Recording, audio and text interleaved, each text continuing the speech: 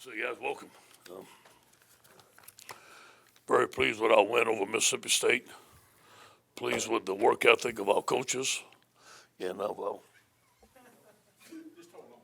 you got it, man. Tell me when you want to turn it off. Pleased with the work ethic of our football team and our coaches to go on a road win. Obviously, we used 2 years ago as a motivation, and we were not going to let that happen to us again. On offense, 0 turnovers, 36 points, 15 explosive plays. On defense, 3 turnovers, which I thought was the difference in the game. We held them to 2.8 yards per rush. Well, these guys wanted to be a running football team, especially with their quarterback. And Colin Hill was the second leading rusher in the SEC. I think we held them to under 50 yards. A great job by defense. 75% win on the third down. And on special teams, our punt average was almost 47 yards. Just flipped the field. We did a phenomenal job. Now on to Auburn, as we know, a big football game for Louisiana State University in the state of Louisiana. And I know the Tiger Stadium is going to be on fire at 2:30 p.m. Central Standard Time. We're going to need them as a winning edge, just like we did against Florida, just like we did against Georgia. And I know our fans are going to show up early and be ready to go. We're counting on them. A little bit about Auburn. First of all, they're a very good football team. They're very well coached. We know a lot about them. They know a lot about us. These last couple of games have come down to the last play. It's going to be a war. It's going to be a great game. A lot of those guys that we recruited, a lot of our recruits they recruited, we know all their coaches, be a typical great SEC matchup on Saturday afternoon. Offensive spread led by Gus Malzahn, a very good play caller, very good coach. 7 returning starters, 36 points a game. The big thing is they're averaging 240 yards per game rushing. This is the best offensive line that we're going to play so far this year. 5 returning starters. They're experienced. They're very well coached. They're tough and they're physical. On offense, Bo Nix is their quarterback. We all know Cam Martin, the running back. Wide receivers are very good. Seth Williams, an excellent player. On defense, the best defensive line we have seen so far, led by Derek Brown. I remember going to recruit Derek Brown, and he stood up in the doorway and he filled up the whole doorway. And that's the type of player he is, a mountain of a man. I'm glad he stayed. Really is good for college football. And he's probably going to be a top 5 pick. I recruited him. I wish that man the best of luck. Obviously not this Saturday, but I'm just good to see him playing very well. Coach Steele is a close friend. I'm glad to see Coach Steele, his defense doing very well. Very happy for the job that he's doing. Marlon Davis is another guy we tried to recruit. Has 6 sacks this year, 18 quarterback. Hurry is very disruptive. Jeremiah Denson, strong safety. Number 20, leads the team in tackles. Kevin's a 4-3 guy. He's given only 17 points per game. 94 yards rushing, 225 passing. Doesn't have to blitz much because of the rush he gets from his 4-man rush. On special teams, they're solid with a lot of speed. We're looking forward to this week of preparation. We'll go through the process. Today's Tell the Truth Monday. There's a lot of things that we need to correct from the Mississippi State game on all 3 phases. I do believe our team is going to be hungry this week. They know the magnitude of this football game, but they'll be ready to play. Any questions?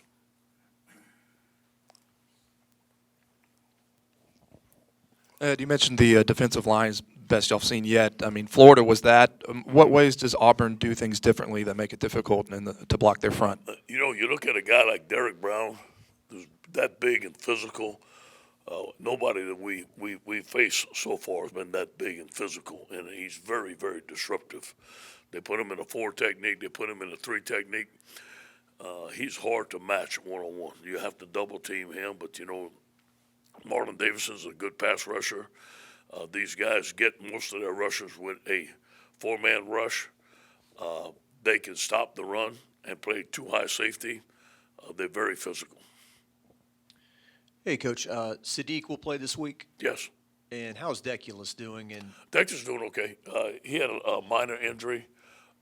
We might be held out of practice today or tomorrow, but he should be fine. And I just want to ask you, you challenged those guys in the preseason to be more consistent this year. Is that the challenge again this week, that they'll have to play their best? No question. Last year I thought they played pretty good against this group, and we have to do it again. And just like we challenged them against Florida, it's going to be led by Lloyd Cushenberry. We're going to have to play great on the offensive line this week. Yeah, talking about the offensive line. How far along is Ed Ingram as far as in shape to get in a lot more snaps? Is he almost to the point where he's going to play a lot? Yeah, Ed is, I think he's in good football shape right now. His technique right now, he's a little over aggressive, and he wants to maul everybody, which is good. He's a good run blocker. We have to work a little bit on his pass protection. As soon as he gets that down, he'll play more. Hey, Ed, you've had a kicker that's, kind of looked a little shaky the last few weeks, missing some kicks. Do you kind of do anything to help him with his confidence, or do you think he's lost any confidence in himself? No, I don't think so. And again, we some people have a different philosophy about treating kickers. Don't tell them nothing. That ain't me. He's going to be accountable in our program, and he's going to have to answer what's wrong with us. It's all going to be about technique. Was his footwork? Was his timing right or wrong? What was it? He's going to have to explain. He's going to have to get better at it, just like everybody else. We say it's ongoing skill development. I don't think it's mental at all. I think it's definitely about technique. Ed, right down here. Clyde has really impressed the last couple of weeks. We saw the speed against Florida, some of his shake each week. Yeah. How much better is he, maybe than you expected, and how pleased are you with his game? Yeah, Clyde's a program saver. I mean, we needed him to come in and be a big-time back for us. He wasn't a highly recruited kid, although we thought that he'd be an excellent back. The best thing about Clyde is his attitude, and he carries himself, like I said many times, when Clyde walks in the room, he's 6'4", 270, and that's his persona. He's a great leader. He can make you miss. He can run in between the tackles. He's perfect for offense. And, I didn't mention this, but I thought Tyron Davis ran the ball very, very well against Mississippi State. Him and John would be two excellent backs for us. Coach, there's a lot of talk of Auburn up the middle defensively, and we talked a lot about the tackles, I feel like, this season, but what about some of those interior guys? You hit on Ingram, but what about those two other guards, and how do you feel about their current level of play? Yeah, D'Lo was playing very well. D'Lo was physical. D'Lo was hard to overpower. He's getting up to the second level and doing a fine job. The guy that surprised the year to me is Adrian McGee. I thought that Ed Ingram would come. I said it the first week. I thought Ed was going to start, but Adrian has hold on and experience. He's playing well there. Are they playing great? No, they're not playing great. But you know what? I thought the line is the most improved group. They did good against Florida, but they're going to test it this. They're going to get tested this week, and more up the middle, as you alluded to. They're going to get tested. Hey, Coach, what's the plan with Terrace Marshall this week in practice, and do you expect him to maybe play this week? Terrace Marshall? Yeah. Yeah, we plan on easing him along, see how much he can do. Jack Marucci and Coach Brady have an excellent plan. We talked about it today. He's going to want to do everything and be ready to go. But we feel that by game time, he should be ready to play. Coach, up here, another big game in Tiger Stadium. How does that affect recruiting for you this weekend? We have 5 official visitors this week. Some big-time players are coming in. We'll have our best recruits from Louisiana, from Houston, from Mississippi, from Atlanta, from Florida will be at this football game, just like it was the Florida game. They got to see Tiger Stadium at night. Now they get to see it during the day. This is a huge recruiting weekend for us. As we know, the early signing day is coming up. There'll be a lot of official visits coming in the next couple of weeks, and we got to make some decisions. We got a couple of scholarships left. Coach, Auburn hasn't won here since 1999, which is before a lot of your players were born. I know you've only been here for the last 2 times that played in Tiger Stadium. Yeah. What in a series that's so competitive as this, what can you attribute that to? Yeah, well, obviously the home field advantage, I think, is huge, no question. Now, we won there last year, so I mean we must have bucked the trend a little bit. And although they haven't won here, I didn't know that. Thank you for telling me that, Ted. But I don't think it means a hill of beans come Saturday. And I know they're not listening to it. My team better not listen to it, because this is a good football team. It'll be a big matchup. And but I do believe that the home field advantage is something for LSU. It's always been for LSU, and it's been phenomenal. Yeah, Ed, Auburn lost their lead rusher for the year a couple of weeks ago. Can you tell him what you see in their rushing attack last week, and what do you see in Bo Nix, another freshman quarterback you have to face? Yeah, first of all, we recruited Bo. That is a great player there. He's a great character. I think he's going to be an outstanding quarterback. Obviously, he made some mistakes against Florida under some pressure. Their running backs are good running backs at Auburn, or they great running backs at Auburn. The one that got hurt could have been a great running back. These guys are good running backs. They're not as productive as the other running backs that they had. I think the thing that makes their running game, though, is their coach, his schemes, his formations. He knows where to hit you, and their offensive line. This is a better offensive line than we played last year. Coach, when he was healthy, Terrace Marshall was a big asset in the red zone. After this weekend and the struggles that you guys had, does it make you kind of rethink the strategy when you get in that area? Sure. And I just talked to Coach Ensming and Joe before I left there. And there's some things that we felt that we could have done better. There's some play calling that we felt we could have done better. We feel that with Terrence in there, it's hard to double Jamar or Justin. And obviously, Terrence gives us a big threat in the red zone, and Joe feels comfortable with it. So he's a great addition. I think having him back and making some adjustments on the play calling and the formation is going to help us. And in what ways does this new offense and the way the wide receivers are given a lot of, ability to do things, does that help against this defense since they don't have to rush as many? I mean, it seems like they have more back there to protect against your talented receivers. Yeah. You talking about our offense versus their defense?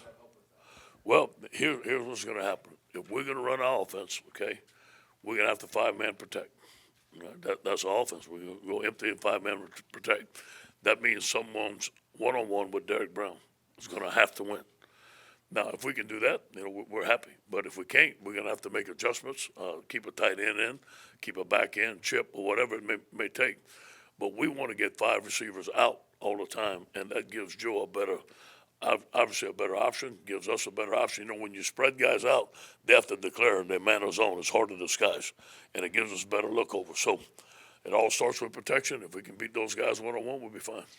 Hey, Ed, right here in the middle. You saw Wisconsin last week. They're supposed to play. They're playing Ohio State this week. Last week they overlooked Illinois and got beat. Yeah. Is it almost a positive that obviously you have a huge game coming up in 3 weeks, but that Auburn's a top 10 team? They're not some team that's under 500. Is it almost better for your players that you're going to have their full focus because there's obviously some massive games coming up in the next few weeks? Yeah, and some of the stuff that you're saying is right for most teams, but I think for this team, they're so focused in on the task at hand, and they understood. They made some goals, and we talked about some things before the season where we want to go, and we're right on track.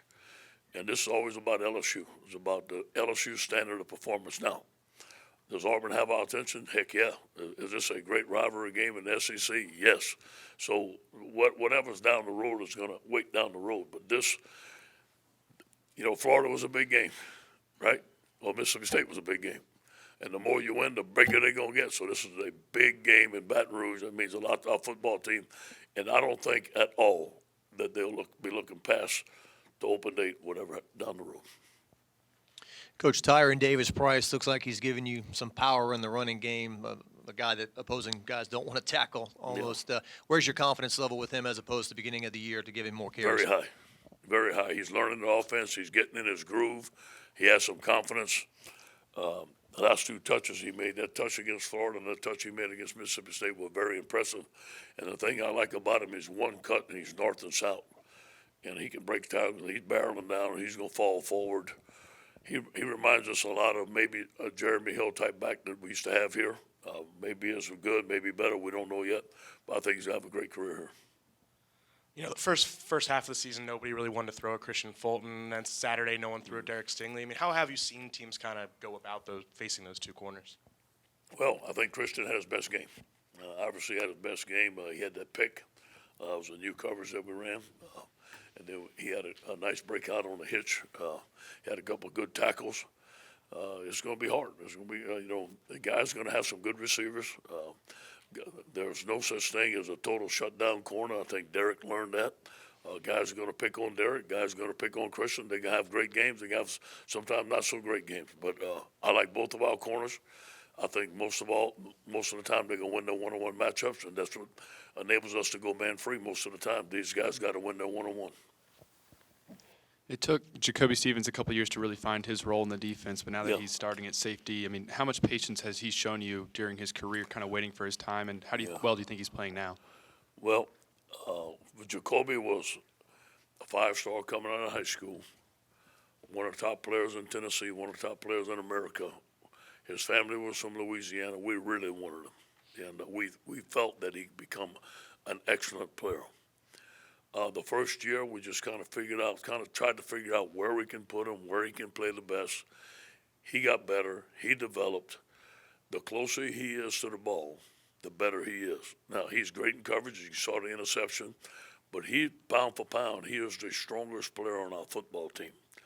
And he plays the way the game ought to play. When you walk off the field, Jacoby's the finest gentleman you'd ever see. When he puts that helmet on, he's very, very competitive and ferocious. So I think he's becoming an excellent football player.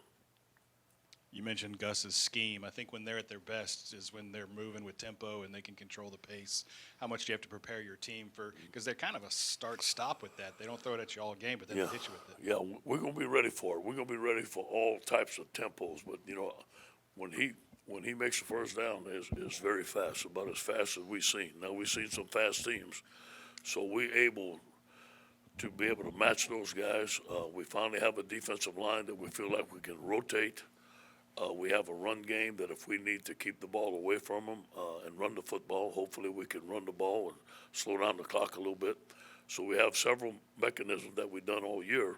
We just have to get in the game and see how it's going. If our offense can score fast, you got to let them score fast. But if we need to control the ball, we need to control the football. Goes back on your kicker. He is a freshman who hasn't had to be in a pressure situation yet this year.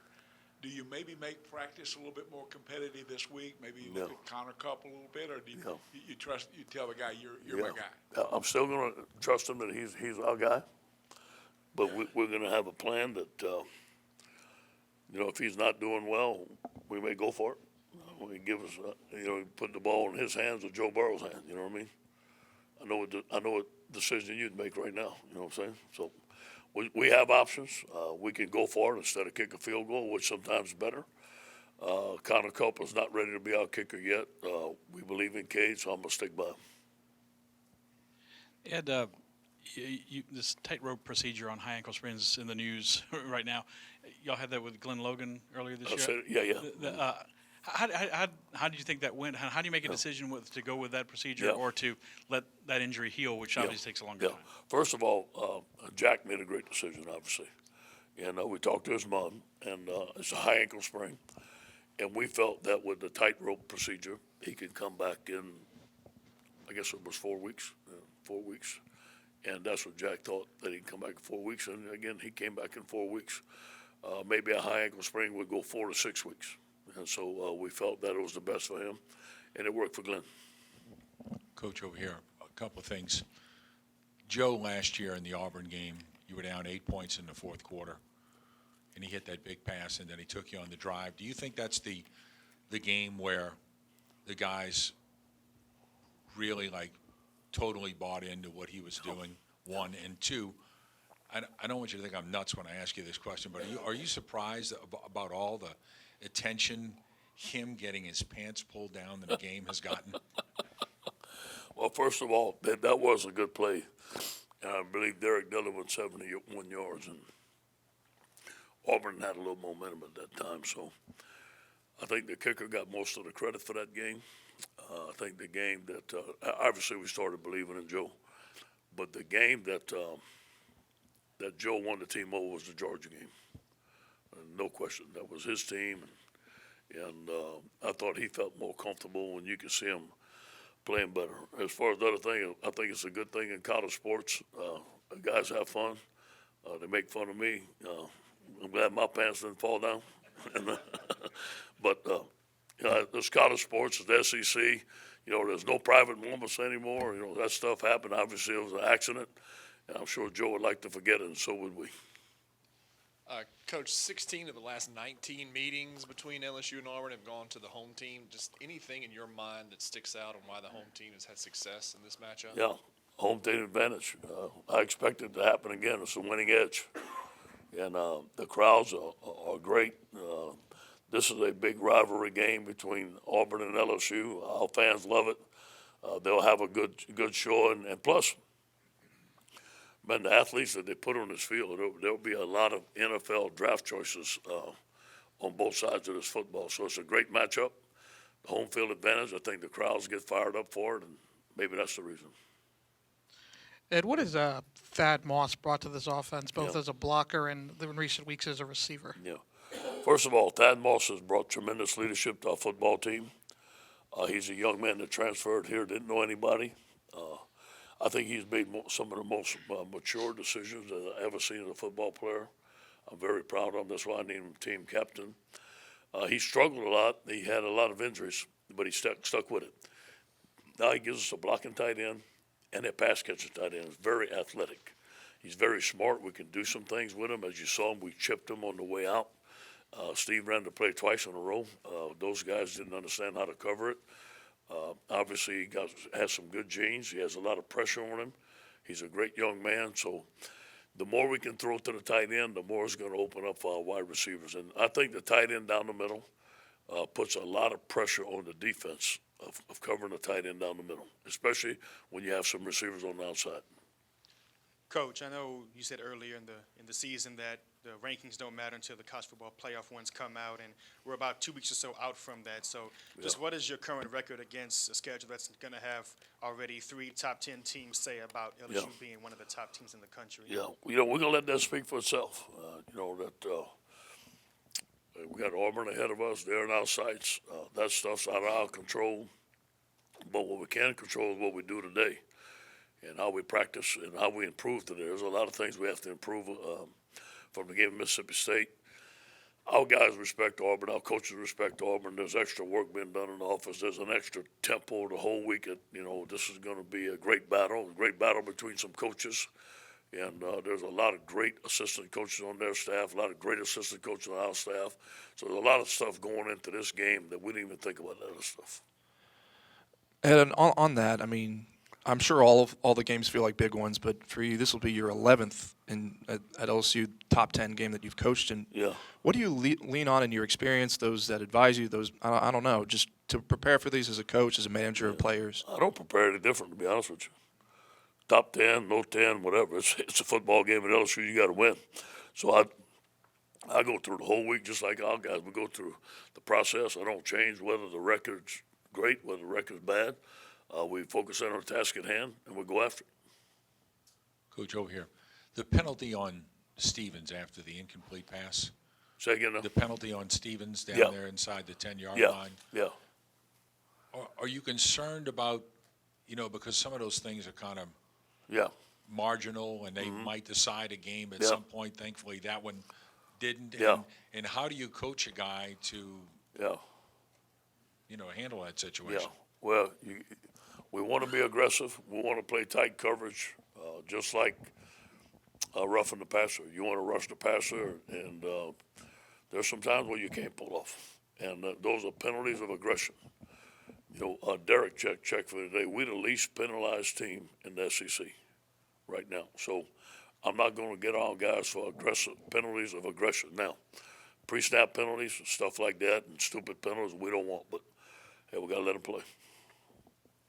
Coach, the new overtime rules came into play the other night with North Carolina and Virginia Tech. I don't know how much you paid attention to it, but were you in favor of the way they changed that, and just any other thoughts you might have about it? Yeah. Well, I'm in favor. I think it's better than it was. Obviously, what we went through it last year, we shouldn't have did that to those kids. I mean, we played an extra game. So I'm in favor of it shortening it up for sure. I know what the new overtime rules have forced us to do. Like today, we have 2-point play period, and you got to have more 2-point plays for sure.